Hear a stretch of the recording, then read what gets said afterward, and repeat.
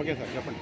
Narasaraopet one town పట్టణ పరిధిలో ఈరోజు గౌరవ ఎస్పీ కంచి శ్రీనివాసరావు గారి ఆదేశాల మేరకు ఈరోజు సాయంత్రం 8 గంటల నుండి 11 గంటల వరకు కూడా ఎక్కడైతే బహిరంగ ప్రదేశాల్లో మద్యం సేవిస్తున్నారో వారిని, అదేవిధంగా మద్యం సేవించి వాహనాలు నడిపే వారిని, అదేవిధంగా ర్యాష్ డ్రైవింగ్ చేస్తూ వాహనాలు నడిపే వారిని, ట్రిపుల్ రైడింగ్ చేస్తున్న వారిని, సెల్ ఫోన్ డ్రైవ్ చేస్తూ మాట్లాడుతూ డ్రైవ్ చేస్తున్న వాళ్ళ మీద స్పెషల్ డ్రైవ్ నిర్వహించడం జరుగుతుంది. దానిలో భాగంగా ఎవరైతే ట్రిపుల్ రైడ్ చేస్తూ వెళ్తున్నారో వాళ్ళని, అదేవిధంగా సెల్ ఫోన్ మాట్లాడుతూ వెళ్తున్నారో ఆ బళ్ళని కూడా సీజ్ చేసి స్టేషన్లో పెట్టడం జరిగింది.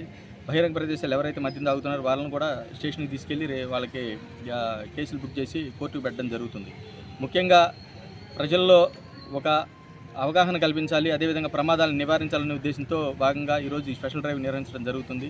మీ చుట్టుపక్కల ప్రదేశాల్లో కానీ లేదా ఈ వన్ టౌన్ పరిధిలో ఎక్కడన్నా మారుమూల ప్రదేశాల్లో కానీ ఎవరన్నా మీ ఇళ్ల దగ్గర బహిరంగంగా కనుక మద్యం తాగుతున్నట్లయితే పోలీసులకు తెలియజేయండి. అదేవిధంగా ముఖ్యంగా తల్లిదండ్రులకు కూడా చెప్పేది ఏంటంటే, చిన్నపిల్లలు తెలిసి తెలియని వయసులో ముగ్గురు వెళ్తూ ప్రమాదాలకు గురవుతున్నారు. దయచేసి మీరు అందరూ కూడా వారికి బళ్ళు ఇచ్చేటప్పుడు డ్రైవింగ్ లైసెన్స్ లేకుండా బండి ఇవ్వద్దు. ప్రమాదాలకు గురైతే కాలు చేయి ఇరిగిపోతే జీవితాంతం మీరు కూడా బాధపడాల్సి ఉంటుంది. కాబట్టి తల్లిదండ్రులు కూడా గమనించి పోలీసు వారికి సహకరించి ఈ డ్రైవ్లో సక్సెస్ చేయవలసిందిగా కోరుతున్నాను అందరూ.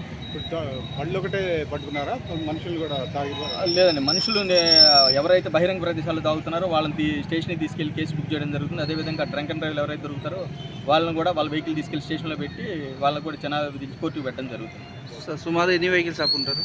దాదాపు నియర్లీ 30 to 35 వెహికల్స్ ఈ ఎవరైతే సెల్ ఫోన్ డ్రైవ్ చేస్తున్నారో, ట్రిపుల్ రైడ్ వెళ్తున్నారో ఆ వెహికల్స్ అన్నీ కూడా స్టేషన్లో పెట్టడం జరిగింది.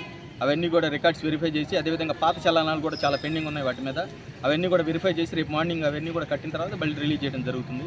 కాగితాలు కనుక ఏమన్నా లేకపోతే మాత్రం డైరెక్ట్గా కోర్టుకు పెట్టడం జరుగుతుంది వెహికల్స్.